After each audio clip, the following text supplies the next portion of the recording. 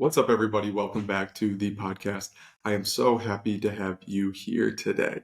There are certain episodes that I feel more passionate about, that I get more excited about doing. And this is definitely one of those shows. So, in this episode, we're going to be talking about 3 points to consider for buying your first home. These questions, these ideas are still very relevant if you're buying your second or your third home, but I really wanted to make this video for the person who is considering buying or renting. Now, when we look at that subject, it's typically looking at the pros and the cons of both, right? And I do want to let you know that is not what I plan on doing in this episode. That is very, very helpful and very educational, but I want to look at it a little bit differently. I think there are important questions, important ideas to consider before making this decision, right? This is ultimately one of the largest, if not the largest, financial decision of your life. So we really need to think it through before we dive into anything.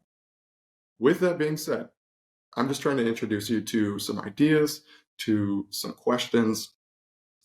This is not financial advice, right? I'm not a financial advisor. I am a realtor. There are certain questions that you should ask your realtor, but there are certain questions that you should ask your financial advisor or your lender.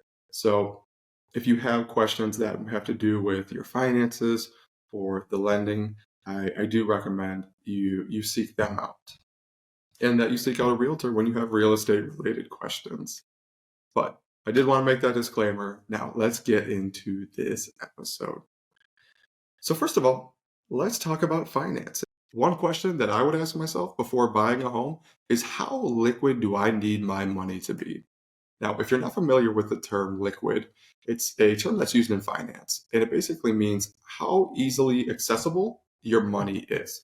So, as an example, cash is very liquid because you have access to it right now. And when I mean cash, I do mean a physical dollar bill. I also mean your money in your debit account, in your spending account. That's considered cash as well.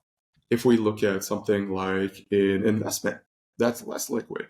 Let's say you needed that money. Well, it might take a couple of days to access it because you would have to first sell it and then withdraw it from your account. And that might take 2 to 3 business days. Now, when we take it a step further and we look at the equity in your house, that's not very liquid at all, right? If you needed to access that money, you would have to first sell your house, and that could take several months, if not longer. So it's not very liquid. So, what do I mean with all of this? Think about what you need money for in the next year. If if there are certain decisions, if there are certain things that you're going to have to pay for, and you're going to dump all of your all of your savings into a house, then it might not be the best financial decision. For example, let's say you have a good chunk of change in your you have a good chunk of change in your bank account and you want to go buy a home. You have enough for the down payment, you have enough for the closing costs, and you're ready to finally make that move. Okay, that's great. You go ahead, you buy the home.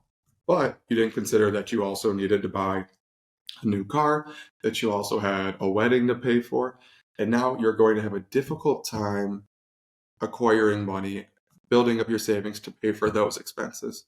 Or even worse, you put all of your money into a home and you have no emergency fund. You have no savings left over to take care of any unexpected expenses.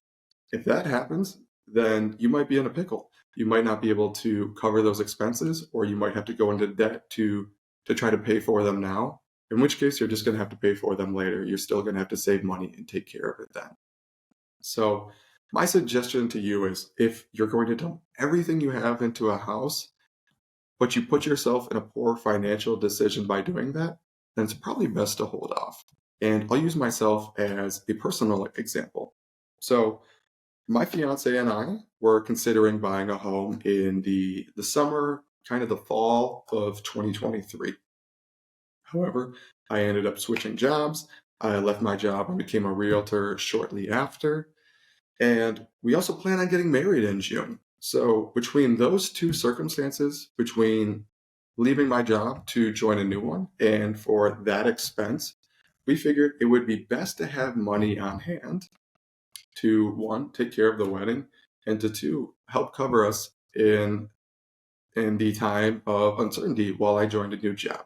While we did really want a house, it didn't seem like it was the most financially wise decision for us at this point in time. With this being said, if you're able to put money into a house, take care of a down payment, take care of the closing costs, and still have money left over for an emergency fund or whatever other expenses you might have, then I say go for it. I think it would be a good decision if we look at it solely from that aspect.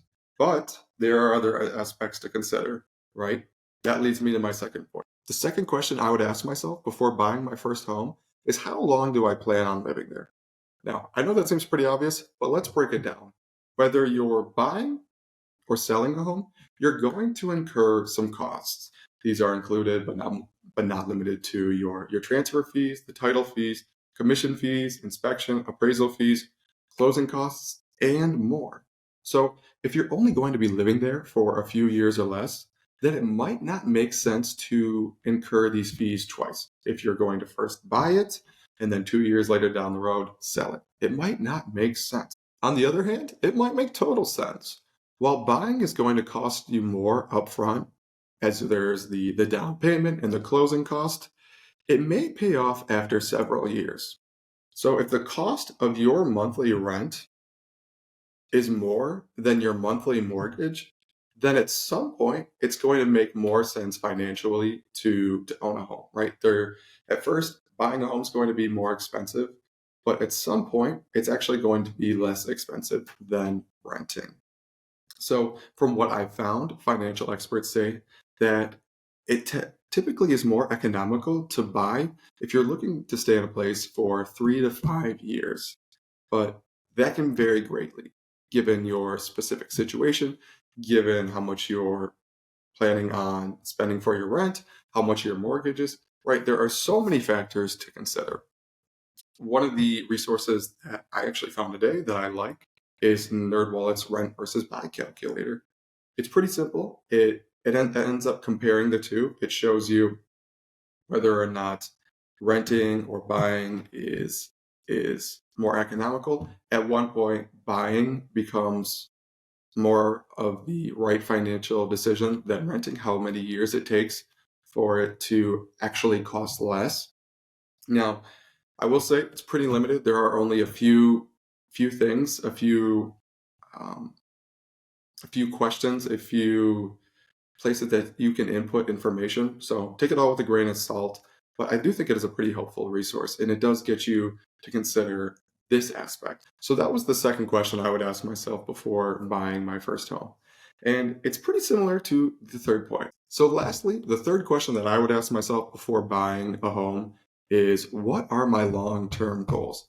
Do I want to stay in this area for the years to come? Do I plan on being here for a while?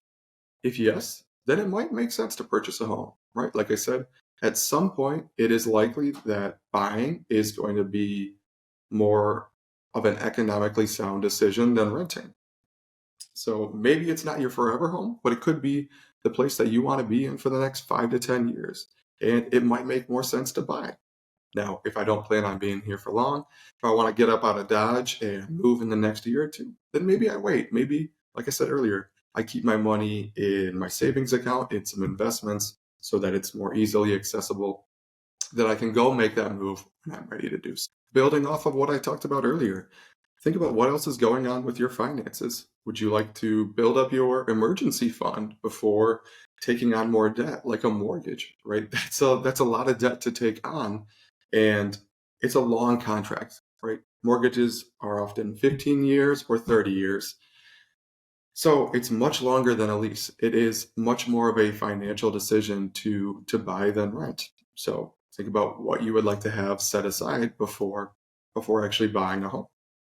You can also consider if there are other debts you would like to tackle or to pay off beforehand. Maybe in doing so, you increase the amount of cash that you have available, and that might actually help you pay off your mortgage, or it might help you be more comfortable in getting into a new home. Those are a few questions relating to your long-term goals. Now, this is what I would like to say. At some point, buying a home is going to be a great investment for you.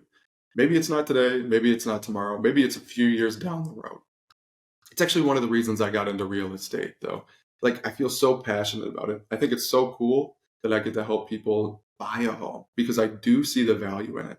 I mean, it's an investment. You're building equity, like investing in a stock, but it's different, right? You're investing in real estate, so you have some diversification. You're diversifying your portfolio.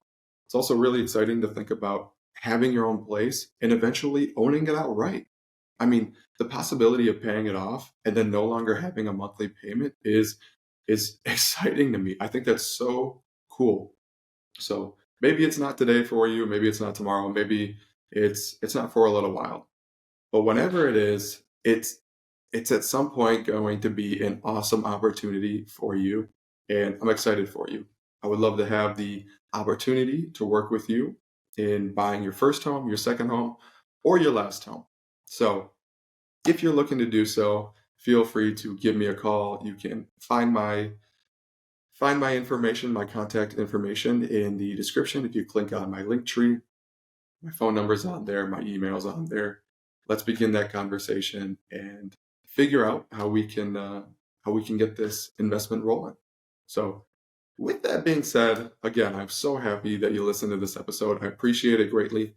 I do hope I provided you value. Ultimately, that's my goal: is to share what I've learned and help you make the best financial decision, whether you're buying or selling. Just give you some peace of mind, help you feel more comfortable, help you feel more confident in doing that. Um, let me think. Let me think. Do I got anything else? Nope. I think that's all I got. So take care for now. Hopefully, I'll see you on the next episode of the show.